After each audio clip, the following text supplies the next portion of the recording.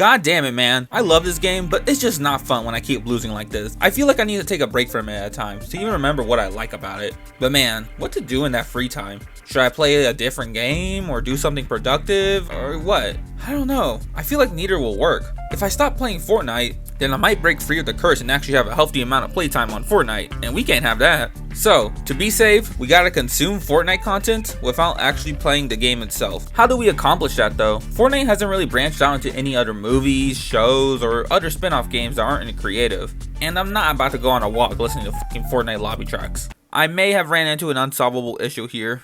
Maybe I just need to take a step back and enjoy other things in life that aren't Fortnite related. Not everything in my life needs to be centered around this game. It's fun, but all my joy doesn't need to be dependent on it. You know what? I'm gonna watch some TV instead. Let's play some Fortnite, squad. This is Doom Snake. Okay, well, that's just an unfortunate coincidence. Maybe if I just watch a movie instead?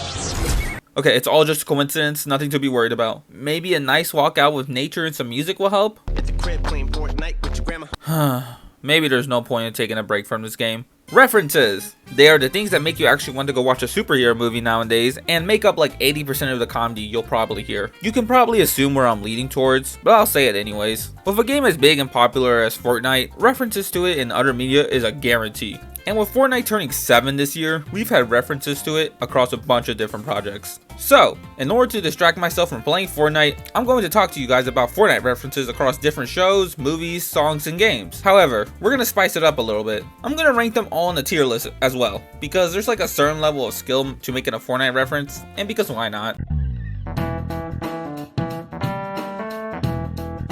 There's actually not as many references to Fortnite in movies as you might expect or think, which was surprising to me. There's still some interesting and fun ones we can cover though. Starting off with probably the most well-known and popular one, just by technicality, the Avengers Endgame scene. If you haven't seen this movie, congrats, because this movie was fucking everywhere when it released. But anyways, near the middle of the movie, there's a scene reintroducing Thor into the movie, and the whole joke is that he's basically a bum now, drinking and playing games all day. The game he is playing is none other than Fortnite. Now, as many pointed out last year, this scene takes place in October of 2023, yet it shows OG Chapter 1 gameplay, something that should have been impossible if it wasn't for Fortnite OG being a thing last year. Now, Fortnite OG did release in November, so it doesn't perfectly match up unless he was playing one of those fucking creative ones. But it is funny seeing how close the scene was to being accurate to the modern Fortnite roadmap. As a reference, this is a solid A tier. It's funny, doesn't distract you from the actual scene, and isn't pointing at it the entire time trying to tell you it's a reference. It's a great start to the list. Obviously, Marvel and Fortnite have a very close relationship with the 2 collab seasons and the whole Disney investment thing now. So Avengers Endgame isn't the only Marvel movie to have a Fortnite cameo. What if I told you there was one in one of the biggest movies of the 2020s? Would you believe me if I told you there was one in Spider-Man No Way Home? Yeah man, don't believe me? I'm going to play the scene for you.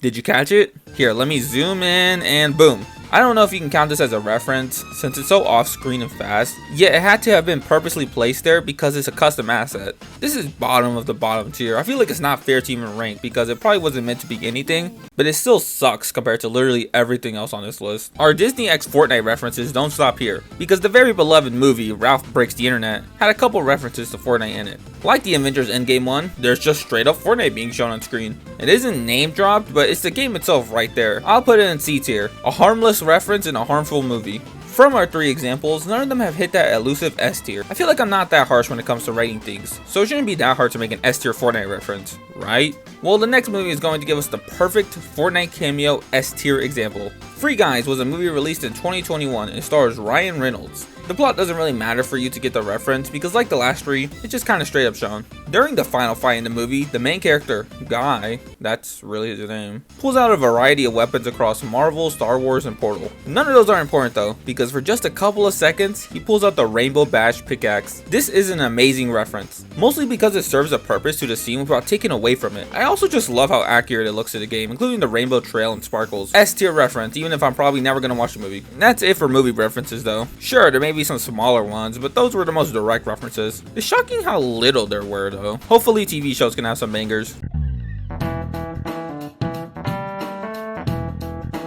Now, this is where we enter the territory of Fortnite references that are just saying the name of the game and that's it. Now, by definition, these still count as references, but they're pretty lame, so I'm going to quickly cover them all. Here we go. The Simpsons Season 33 Episode 2 had a scene where a phone scammer tells someone over the phone that they accept V-Bucks as a form of payment. C tier. Family Guy has had multiple references to Fortnite even before they would receive their own collab with the game last year. Stewie says he's going to play it, Joe tells Lois that he leveled up on Fortnite, and Chris says his happy place is playing Fortnite while getting yelled at by children. Honestly, I kinda think the Joe and Chris one are kinda funny, so like, I'll put them in B tier. While this isn't the last time we'll see South Park, in season 22, episode 1, Carbon mentions that if he fails another test, his mom will ground him for playing Fortnite. Nothing really special, but it fits South Park, so C tier. In season 2, episode 10 of Marvel's Runaways, one of them mentions Fortnite while I think they're trying to restrain the villain. I didn't really watch the full scene. I think it was supposed to be a joke, but the way it was delivered was just not the best and feels so forced. D tier. In season 7, episode 4 of The Flash, one of the main characters is crashing out and yells Fortnite during it. C tier just because he had emotion behind it.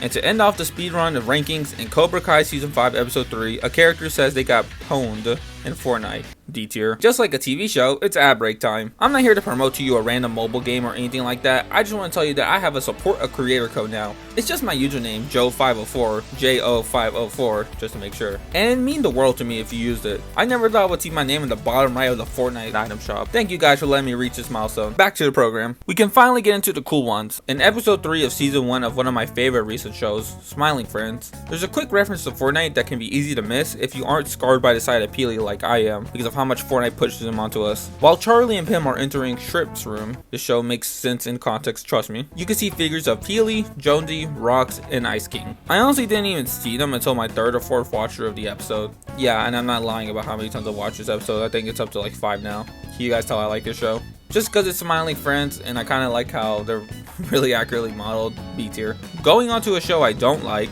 Big Bang Theory had an entire episode's B-plot centered around Fortnite, which was the reference that surprised me the most. I thought this show ended in like 2014, not in 2019. Learning it had like half an episode dedicated to Fortnite in the middle of its initial peak was something that took me a while to accept. This show shouldn't have ran as long as it did. Just because of the shock of learning this show existed for so long and referenced Fortnite during it, I'm gonna give it an A tier. Remember earlier how I said we see South Park again? Well, here it is. I didn't know how to transition that. Anyways, just a couple of episodes after the previously mentioned one, we get a Halloween dedicated episode. And since the main cast of the show is kids, they are usually shown in costumes during Halloween episodes. And for 2018's Halloween episode, they were all shown in Fortnite costumes. I honestly love the amount of work the South Park team put into translating the Fortnite skins into the South Park style, while also making them look like costumes kids could wear. S tier reference for me. These are the type of references I love, where it's just not forced in your face, it's just there. And while I've never seen Robot Chicken, I do know that most of the show's charm comes from the parodies they'll do of popular media. This was another show that surprised me when I was doing research, because I didn't know it lasted until 2022. And that there were 3 different Fortnite segments. A cool little fact I learned as well is that some of the stop motion scenes actually used the McFarlane figures of the characters, which surprised me because that implies McFarlane figures had good enough articulation for these scenes. These technically count as parodies more than a reference, but they're still gonna go on the tier list at another surprising S tier. You know what starts with an S? Saturday Night Live. I'm really bad at transition, guys. Saturday Night Live did a sketch based off of Fortnite in late 2018. And hey, I actually have my first live reaction to the sketch recorded. Wait, what am I doing?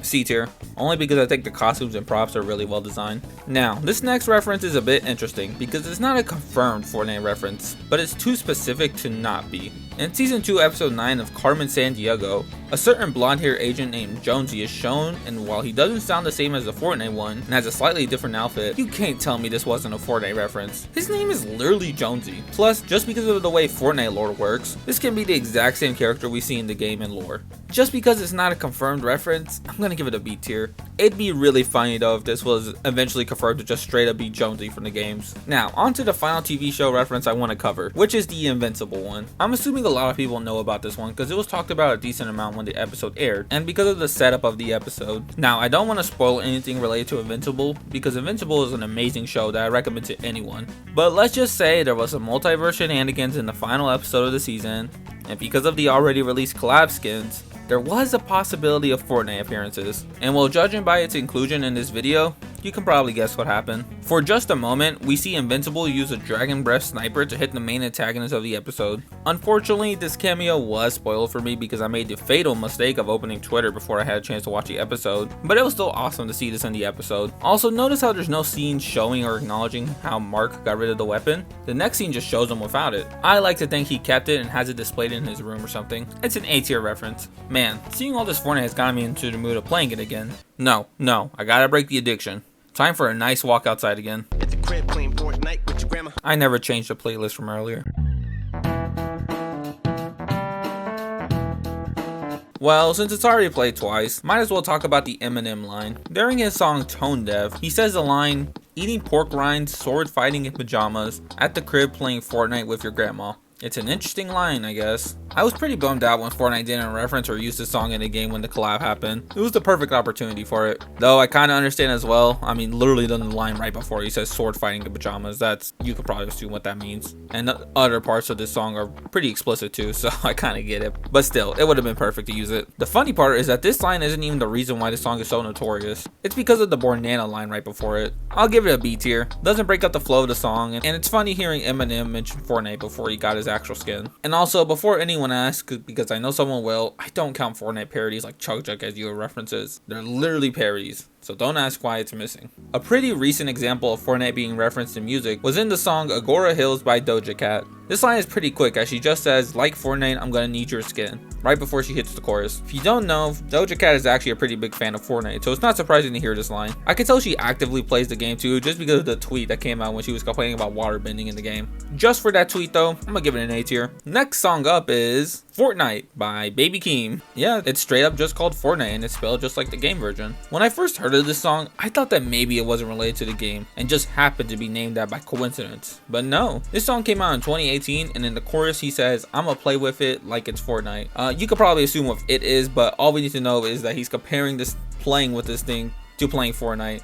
And I'm assuming he's not referring to the time period of 2 weeks, because I don't know how you will play with that. I'll give it C tier because, you know, touching grass doesn't always solve your online addictions. Maybe the best way to stop an addiction is to find a better substitute for it.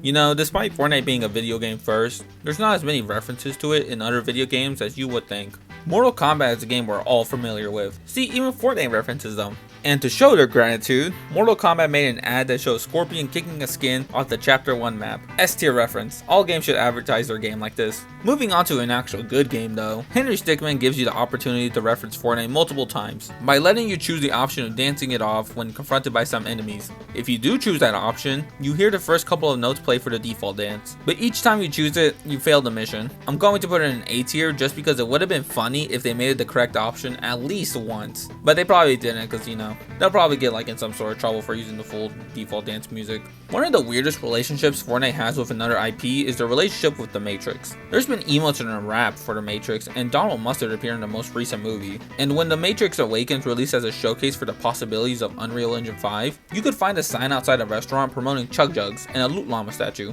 I don't know why this synergy was so strong, but it led to 2 S tier references. And for our final Fortnite reference, World of Warcraft added a character based off of Renegade Raider, and her spells are all references to Fortnite like One Pump and Slurp Drink and Cranking 90s. S tier fucking reference. Add Guaco like an NPC to all games like this right now, please. You know, I don't think distracting myself with Fortnite by viewing Fortnite and other things was a good idea. It didn't really distract me from playing it. If anything, it just made that craving worse. I think it's okay now though. I feel like my addiction and hatred of Fortnite is finally healed. I'm going to just enjoy a simple game of Fortnite now.